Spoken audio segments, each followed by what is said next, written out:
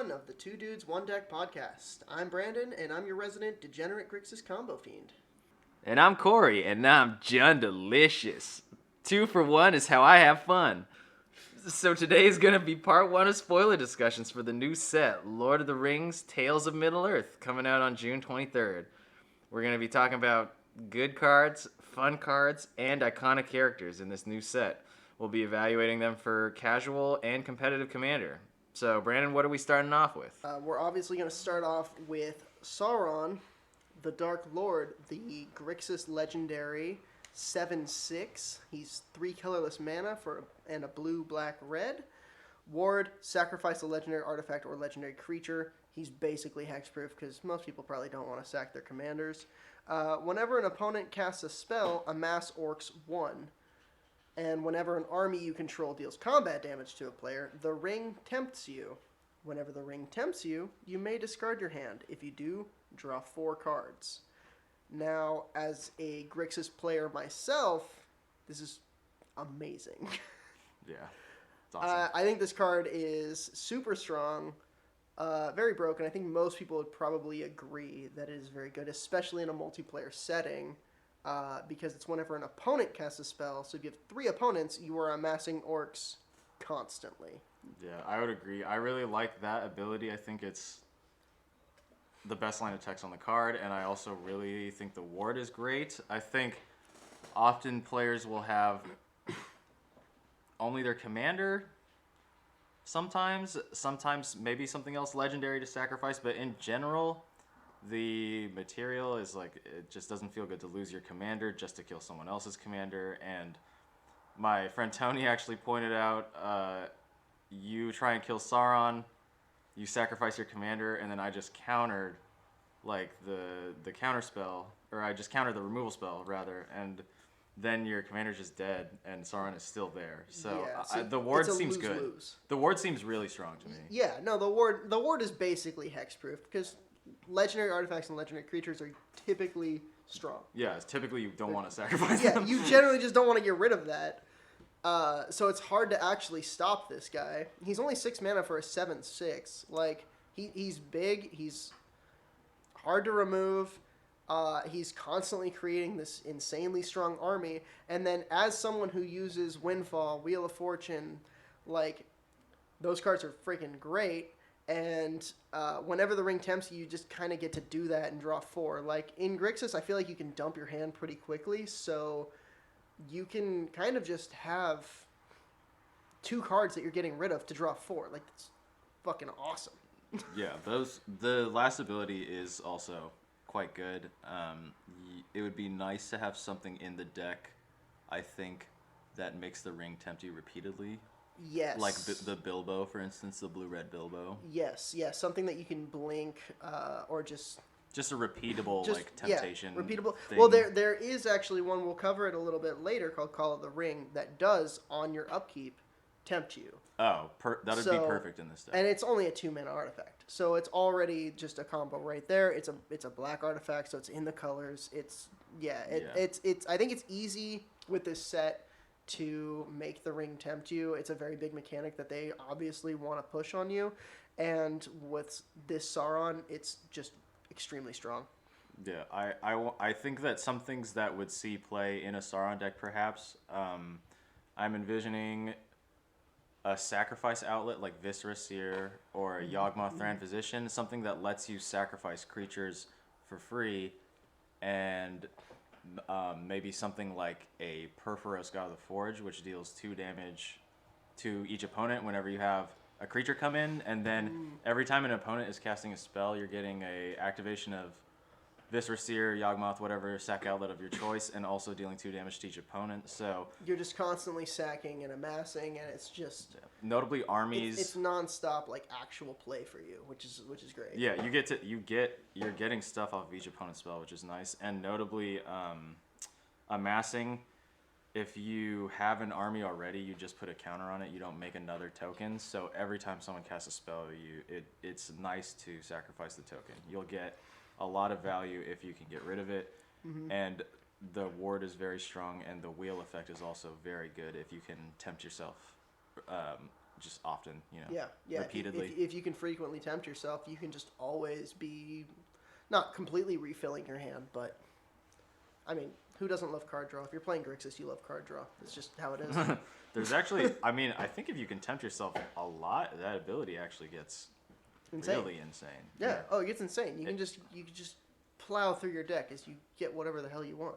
That could get kind of crazy. Yeah, I hadn't, previously when I saw Sauron, I hadn't even thought about the wheel effect on the bottom, and I just was looking at the amass as very powerful, but the whole card reads really, really powerful. Yeah, absolutely. I can't wait to actually make a commander deck with this guy. I think it's going to be incredibly strong.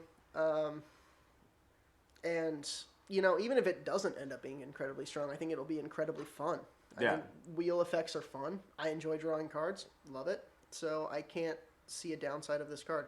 I agree that even if it... Maybe the mana cost, but even then, it's not that hard to get to 6 mana in Commander.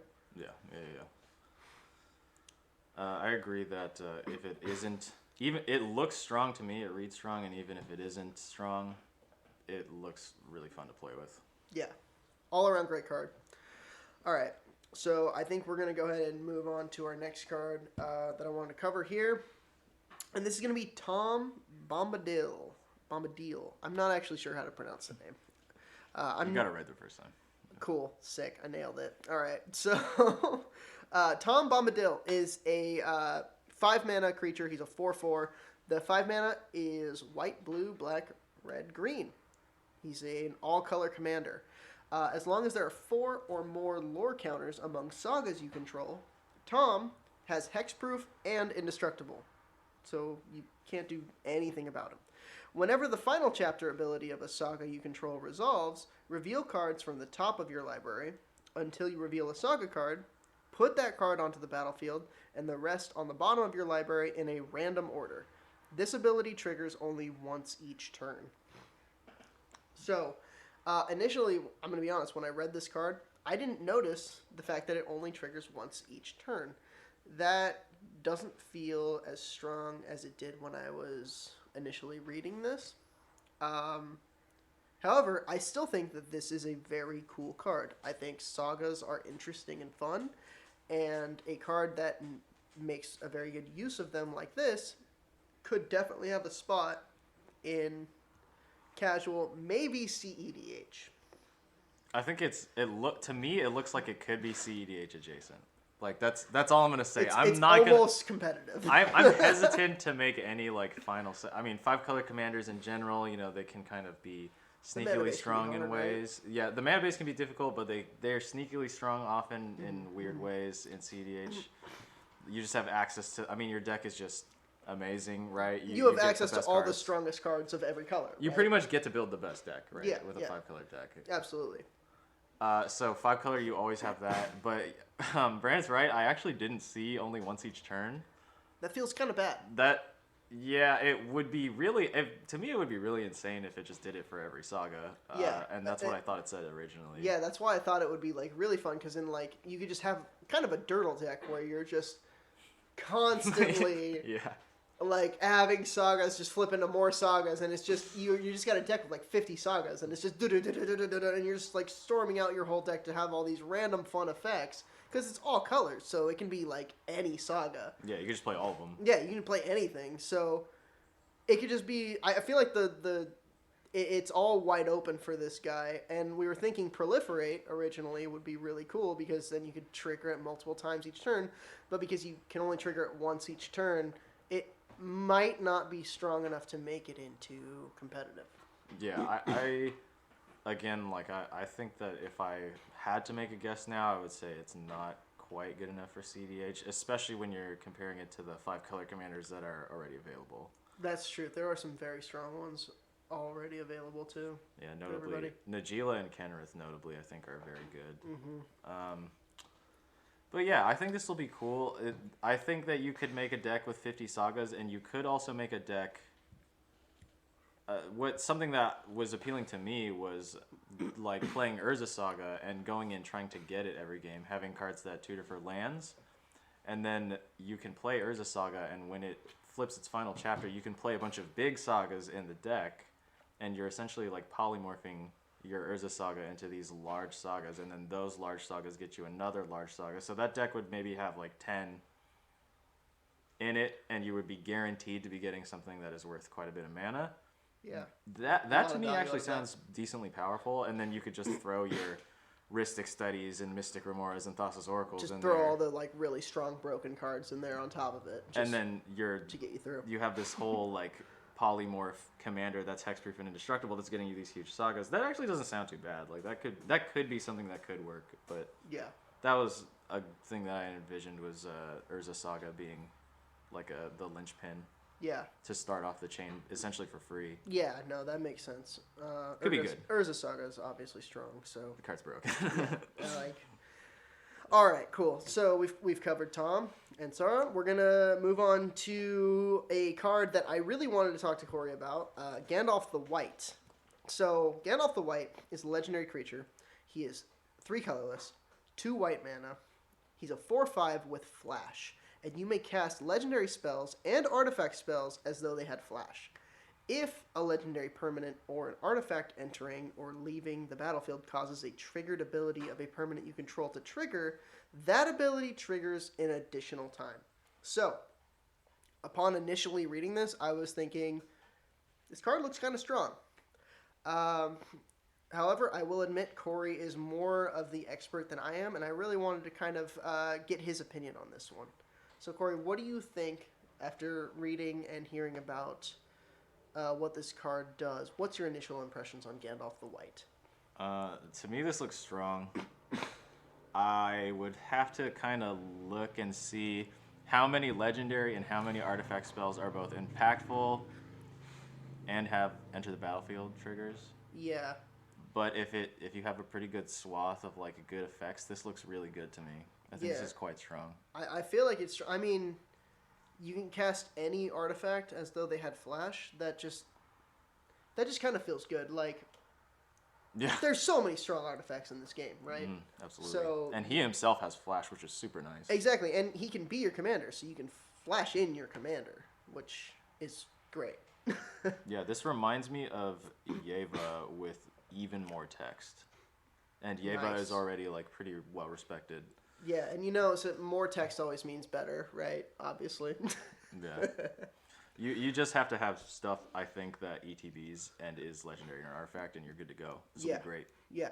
All right, perfect. That's essentially what I was thinking. Great. So we're going to move on to a really great card here.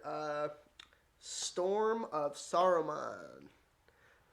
This is a blue enchantment. Of course, it's blue. It is a 4 colorless, 2 blue for an enchantment that has Ward 3. Whenever you cast your second spell each turn, copy it, except the copy isn't legendary, and you may choose new targets for the copy. This is any spell. So if you play a legendary creature, guess what? You have 2 of them, and one of them isn't legendary, so it doesn't matter. Yeah, this just seems like one of those like hilarious blue battle cruisers where it's like... It's just shenanigans. It's not as competitive as maybe other blue rares like Rhystic for their cheapness, but it just... seems like in a lot of casual games, this card's just going to pop off, right? You just play this battle cruiser, no one kills you. Next turn you play a Soul Ring and then another battle cruiser and you get 2. It can go really out of control. Really fast. I can see players taking infinite turns with this fairly easily. Oh, God. Yeah, it's just one of those where like it probably wouldn't see play in CDH, but it's still broken. Yeah, yeah, exactly. Would you say it's like too expensive for CDH? Yeah, because it's 6 mana total. I think you could play it in a big mana deck, like a CDH deck where you're planning on having like 10 mana. Yeah. 12 mana. So obviously it has to have green in it then. Yeah, it's probably green and red is my guess. Yeah. But like in one of those games, right, you could pay 6, play it, play something else that costs 6, and then you're going nuts. You have 2 of them, and it's just insane. You're going nuts. Yeah. And like that, but those Yeah, aren't true. a common CDH deck. That's true. That's what's really cool about this is this can actually be your first spell, and the next one you cast after this just gets copied. I mean, even if it's just something as simple as like you've got 7 mana, you play this, you pay 1 to like draw a card. Like you play Ponder. Ponder or something like that, and you just ponder twice. That feels really good. Yeah, yeah. Honestly, like as soon as you start. As soon as you start copying. Turn. It's each turn too. too. It's each turn because it's an enchantment, so it just stays out there. But and you can it's do it on got your... Ward 3, so it's unlikely it's going to get removed. If it does, they have to pay a lot. Like, definitely in casual, I can see this being a very strong card. Yeah, I agree. Awesome. So there is another one I wanted to bring up, and this is Shadow of the Enemy. This is another 6 mana card that is a sorcery, 3 colorless, triple black. Exile all creatures from target player's graveyard. You may cast spells from among these cards for as long as they remain exiled, and mana of any type can be spent to cast them. The reason I wanted to bring this one up is there's a lot of people, my friend here, Corey included, that use their graveyards for a lot of things. Unfortunately, it doesn't exile everything from a graveyard, but it does exile all creatures, and there's a lot of creatures that can have a lot of value within the graveyard. And I feel like this is like almost a niche card, in my opinion, that can be very strong, but isn't always going to be strong, you know? Absolutely. That's a good evaluation of it. It's big, expensive, splashy, and I think you could play it in casual and you could play it in metas where players are both filling their graveyard and playing a lot of creatures. Yeah, it depends on your pod. If you've got a commander pod of a bunch of people who like to use their graveyard, this is great. You have a counter to them. Yeah, I certainly think that CEDH feels kind of creature light right now, and this, even if it was pretty creature heavy, I think this would be too expensive. Yeah. But again, like spells that cost 6 and don't just table wipe, like just win, are usually not played in Commander or in CEDH rather. But in casual, this looks like probably excellent in many games. Yeah, I feel that's why I wanted to bring it up, because I feel like in casual in particular, it can be very good depending on your pod, and everyone knows like the graveyard guy. Yeah, right. Like every pod has a graveyard guy. Yeah, there's always somebody who's just like, yeah, man, I'm just trying to fucking reanimate shit and do all this stuff. It's like, all right, you know what? I'm actually gonna reanimate it. Yeah. It also is. It's funny to like just exile someone's whole graveyard. That's just funny to me. It is. That's why I wish that it exiled all cards rather than all creature cards. That's the one qualm I have with it. If it was like exile all cards from target player's graveyard, and then you may cast creature cards. That would be nice. Them, yeah, I agree. I think that would be I think that would be great. That'd be a good. I think because it only exiles creature cards, that's unfortunate, but in certain situations can still be very strong. Yeah, to me it just looks awesome and fun. Yes. And powerful. It's a fun card. All right, awesome. So, we are going to move on to Moria Marauder. This is a double red 1/1 goblin warrior creature with double strike. And the ability, whenever a goblin or orc you control deals combat damage to a player, exile the top card of your library. You may play that card this turn. I think this is amazing for Goblin Tribal. Anyone who's using goblins and or orcs, I think that this is insane. It's essentially additional card draw for red decks, and I think that can be really strong. So, Corey, I wanted to get your opinion on this. What do you think of Moria Marauder? I keep reading it, and it gets more powerful each time. Every goblin or you told it. Wow. I'm okay with being wrong here. I'm gonna give a confident. This is insane. This card looks insane. I think these are legal. I don't think they're legal in Modern. They're legal in Legacy, I'm pretty sure. But in any Goblin Commander deck where you're like attacking people, trying to deal combat damage, and in Legacy Goblins, this looks absurd. This is just wild, right? Yeah. And it even has double strike, so it would trigger itself twice, right? Yes. which is crazy. This seems... I think it has potential to be very good. It's not a legendary creature, so it can't be your commander, but it's an insane supportive card for a goblin commander deck. Like, I think this is great for just any mono red goblin deck. Yeah, pretty much. I would say any mono red goblin deck, I would probably play this if it were illegal. Yeah. Wow. Yeah. Yeah, I think this looks amazing. I would absolutely slam dunk into any goblin deck and any deck that plays a bunch of changelings too. I think I would honestly. Oh yeah, of course. Play it. I always forget about changelings being a thing. Awesome. Okay. Love that card. All right, Moria is a slam dunk. If you're playing goblins, if you love goblins, you'll love this card. All right, so we're gonna move on now to Forge Anew. This is an enchantment card, and I actually wanted to talk about this in conjunction with Frodo, Determined Hero. So Forge Anew is a 3-mana enchantment. It's 2 colorless, 1 white. When Forge Anew enters the battlefield, return target equipment card from your graveyard to the battlefield. As long as it's your turn, you may activate equip abilities anytime you could cast an instant. And you may pay 0 rather than pay the equip cost of the first equip ability you activate during each of your turns. Now, I want to also talk about Frodo, Determined Hero, because he is a legendary creature, 2/2 halfling warrior, for 1 colorless, 1 white. Whenever Frodo enters the battlefield or attacks, you may attach target equipment you control with mana value 2 or 3 to Frodo. As long as it's your turn, prevent all damage that would be dealt to Frodo. I wanted to talk about these two in conjunction together because I feel like this is like almost a basis for like a Voltron deck, right? You're just slapping strong equipments onto your commander and trying to swing at somebody. How strong do you feel like this is, given existing Voltron decks and just? Is there a hypothetical like the deck commander is Frodo and has Forge Anew in it? Is that? Yes, that's what I think would be the assumption would be. Okay, yeah. Well, that Frodo would be the commander. You would essentially like turn 2 or turn 1 even play Frodo and then play Forge Anew or something like that, just to get more equipments onto them. Forge Anew seems good. Forge Anew itself might not be as good as something like Sigarda's Aid, but I'm sure you would play like all of those cards, Sigarda's Aid, Forge Anew. You would play all of those in an equipment Voltron deck, and the Frodo looks pretty good to me.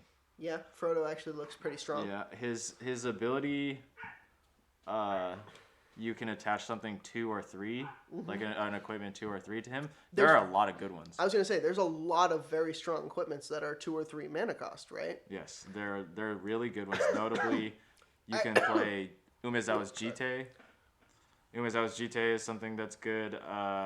There's that Sword of the Animist and the new one that has Living Weapon that gets you lands. That's great. And then all of the Swords of Blank and Blank are 3. They're all 3. And I mean, I just remember when I first started playing Magic, what was it Darksteel Plate, I think? Just being a 3 mana equipment that gave Indestructible when you equipped it to somebody. Like, just thinking about that alone, equipping that to someone for free already feels pretty strong. Like in casual, that feels pretty strong. So I know, Darksteel Plate, probably not super great compared to other artifacts that are out there, but that just makes me think that there's a ton of artifacts of 2 or 3 mana cost that can be equipped to this guy that will make him really strong. Yeah, there is quite a bit, and to clarify, I don't know that I would play this at CEDH. I mean, true. Yeah, I don't think he's a CEDH commander. Yeah, but he could be a fun casual commander, fun casual Voltron.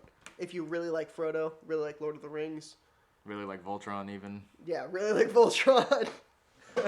You just throw this guy together. Yeah, he looks cool, fun, flavorful. All right. So we're gonna go ahead and move on then. We're gonna move on to Gollum, the Scheming Guide. So Gollum is a 1 colorless, 1 black, 2/1 legendary halfling horror. Whenever he attacks, look at the top 2 cards of your library.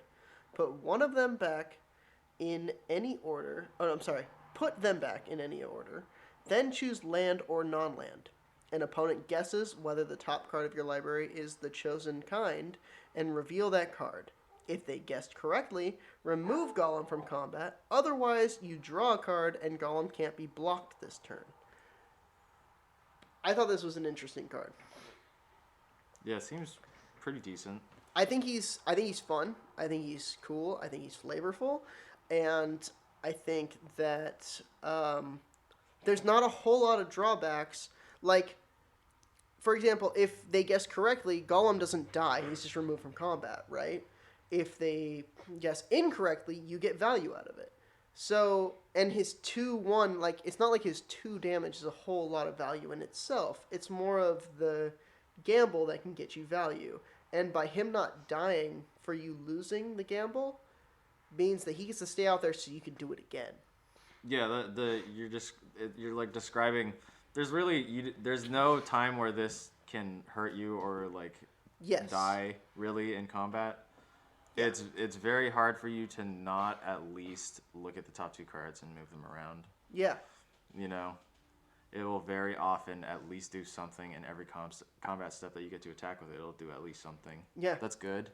And you can use it, especially I think in casual formats, maybe in CEDH, but I think especially in casual, you can use it to almost mess with people. Say you're kind of mana screwed, and you look at the top 2 cards, and you go, okay, you put them down. Everyone knows you're mana screwed. They can look at your land base.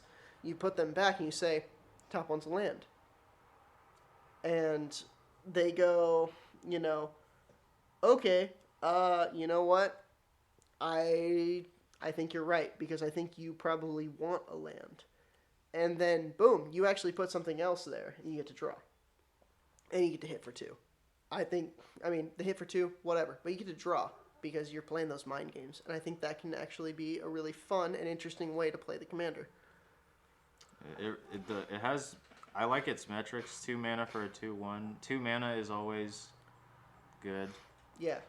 And the mind games are both flavorful and can be very good if you are good at that.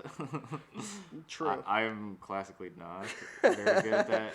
Corey telegraphs everything he does. Yeah, it's bad. Yeah, it seems good. I like that it's 2 mana 2/1. It reminds me of similar cost and stat block to Ragavan, and it's like safer but not as good. But it just never dies in combat, that just feels great. Yeah, absolutely. I like it. Cool. All right, so we're gonna move on to another big name character, Saruman of Many Colors. He is a 6 mana 5/4 legendary creature avatar wizard. His 6 mana is 3 colorless, 1 white, 1 blue, 1 black. So he's an Esper. He has Ward. Discard an enchantment, instant, or sorcery card. And his ability is whenever you cast your second spell each turn, each opponent mills 2 cards. When 1 or more cards are milled this way, exile target enchantment, instant, or sorcery card with equal or lesser mana value than that spell from an opponent's graveyard. Copy the exiled card. You may cast the copy without paying its mana cost. This card is obnoxious. I find Saruman of Many Colors to be annoying. I think it's just kind of too much text, and I think he's very strong, but I think he's just kind of it's just too much for a lot of people to want to deal with. Yeah, I do agree. The ability is complicated. The triggered ability, well, I guess they're both triggered, but the second ability is complex. And it makes players shy away from them. Yeah. It's a fine card. Yeah. It's too many ifs, right? You have to cast your second spell, and then they mill 2 cards, but if they don't end up milling, they you don't get to do this, but if they do, you exile target enchantment, instant, or sorcery. So it's very specific which cards you can exile. It has to be equal or lesser mana than the spell that you cast as your second spell, so you have to be paying a lot of attention to which spells you're casting and when, and what's in people's graveyards. And then you can copy it and cast it without paying the mana cost, which is great, but it's just so many,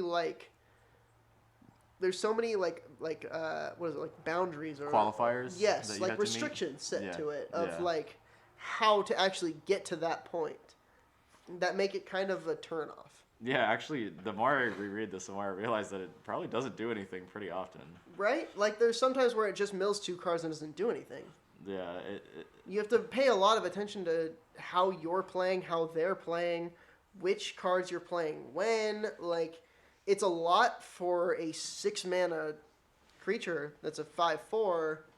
You know, you've changed my opinion. When I saw this, I was like, this is pretty good. But the more you talk about that ability, like, honestly not doing anything pretty often, the less I like him. Yeah. I mean, his ward is great, right?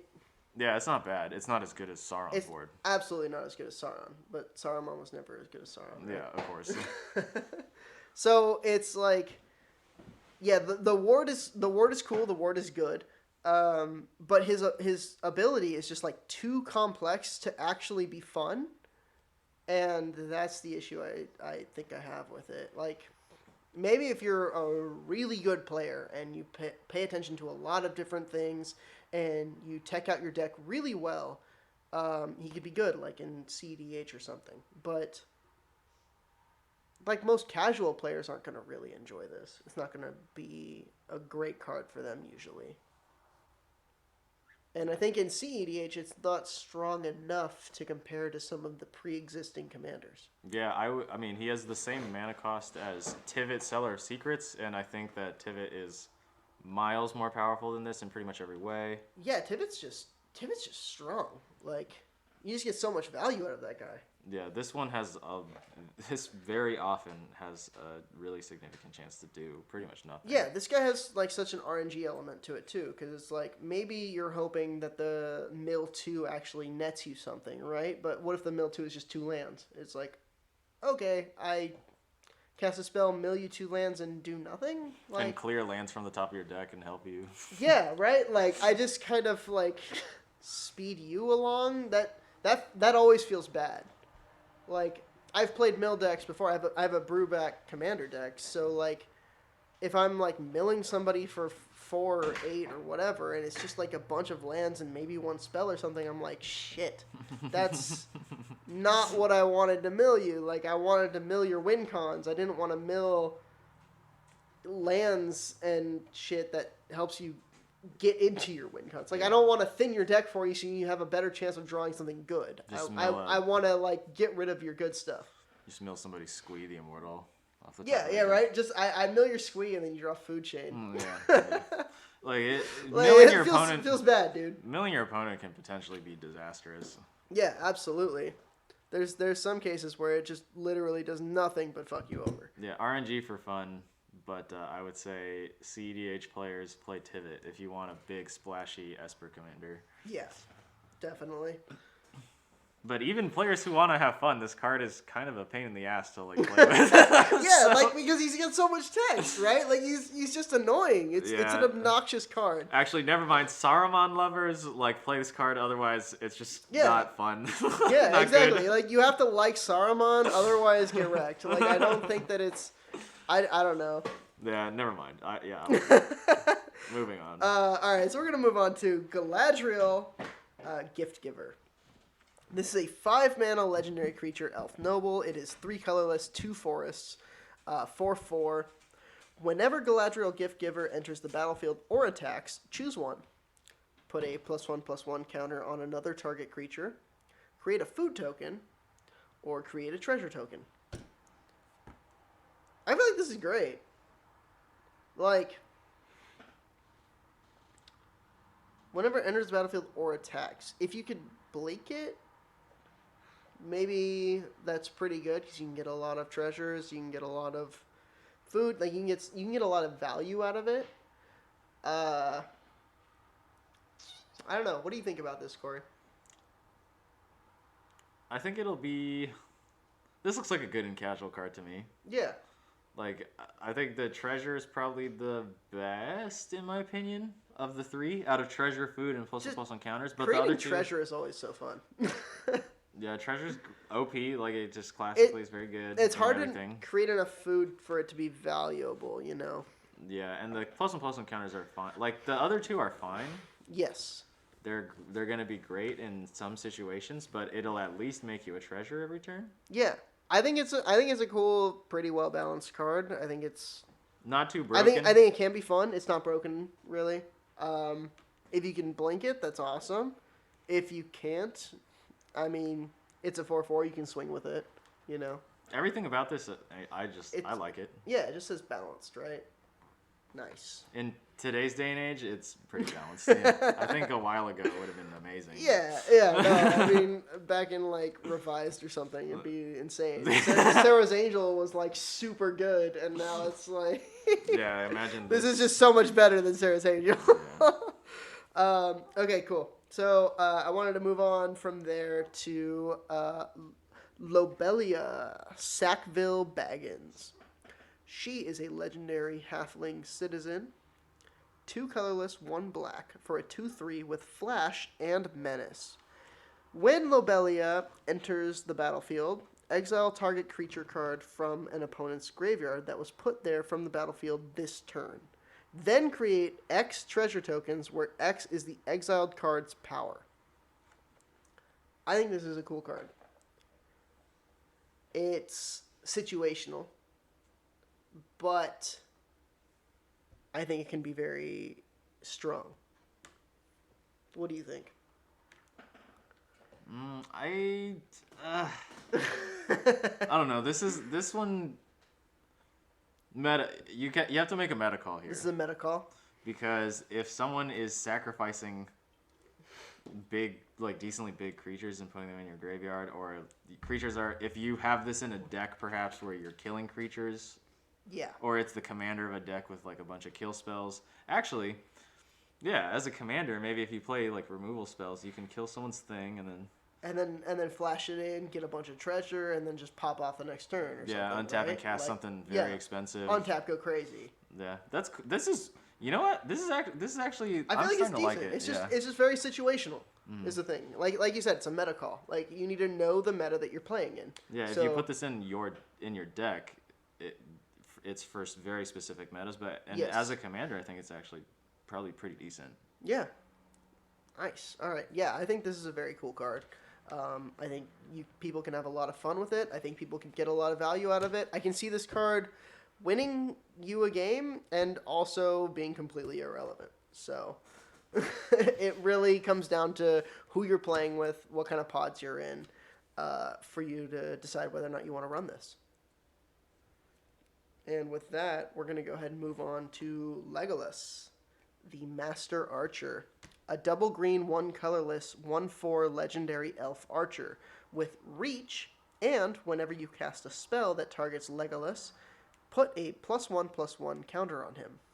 Whenever you cast a spell that targets a creature you don't control, Legolas deals damage equal to its power up to 1 target creature. So not even the creature that you're targeting. It's up to 1 target. You can kill spell somebody's, you can murder or dismember or whatever somebody's creature and then have Legolas shoot somebody else's. And whenever you cast a spell that targets him, you get you get a counter on him. So he just gets stronger. I would play this with all of the green fight spells as my commander. Yeah, they target right? both him and an opponent's creature. That's what I was originally thinking when I looked at him, was like fighting spells would be very strong because you're targeting him, then somebody else, and you can use that to just wipe the board. Yeah, you can just board wipe with this guy. You can just start shooting everything, which I think is pretty on brand for Legolas. This looks like it could be super duper fun, honestly. Yeah, it looks like a very fun card. And like, I don't think really CEDH, but like pretty powerful for casual. You could really Yeah. wipe the board and have a huge commander. That sounds fun. Yeah. And awesome. Exactly, right? Like, it fits the green narrative of just being like, I've just got this big beefy dude who's gonna Fight all my fucking enemies. yeah, he's gonna fight everybody and shoot everybody and just like slap you for a bunch of damage. Like, it's the green fantasy, but also he has that like removal aspect and everything. Like, I don't know. I think he's a very cool card. I think he's pretty on brand. I think he's very good for green. I think it's awesome. Awesome. Awesome. Legolas is awesome. All right, we're gonna move on to Call of the Ring. I thought this card was really cool. I mentioned it earlier when we were talking about Sauron. This is I thought it was an artifact. It's actually an enchantment. It is a 1 colorless, 1 black enchantment. At the beginning of your upkeep, the ring tempts you. Whenever you choose a creature as your ring bearer, you may pay 2 life. If you do, draw a card. So every time the ring tempts you, you can choose a new ring bearer. Yes. You can draw cards a lot, especially if you have a tempting deck, right? Yes. The second ability will trigger a lot if you can tempt often. Yes. And you draw a lot of cards, which will get you more tempts, right? So, and comboing with this with Sauron, I mean, you're tempting a bunch. It's you can just wheel. You can get a bunch of like. I feel like there's a lot of value in this card, especially combined with some of the other cards. Yeah. As we were mentioning when we were talking about Sauron, at the beginning of your upkeep, you can discard your hand and draw 4 cards pretty much every turn if you have both of these in play, right? Yeah, So, exactly. Sweet. Just that seems really powerful. Right? So much value out of this. I think Call of the Ring is great. And in Sauron decks, I think it'll be really great. Oh, yeah. Especially great with Sauron. Especially great. But just, in general, super awesome. The ring tempting you, there's some pretty decent abilities out of that. And additional card draw for black. Love it, right? Just an all-around good card. And that's going to do it for us here today. Thanks for decking down with the Two Dudes, One Deck podcast. We hope you enjoyed episode 1 of our Lord of the Rings Tales of Middle-earth spoiler coverage. If you enjoyed what you heard, follow us on whatever platform you're hearing this on, and keep an eye out for the next episode, coming soon to an internet near you. Consider social mediaing with us. Send us your deck pics on Twitter, Instagram, Spotify, and YouTube. Links in the description. And until next time, stay decked up. Deck on, deckheads.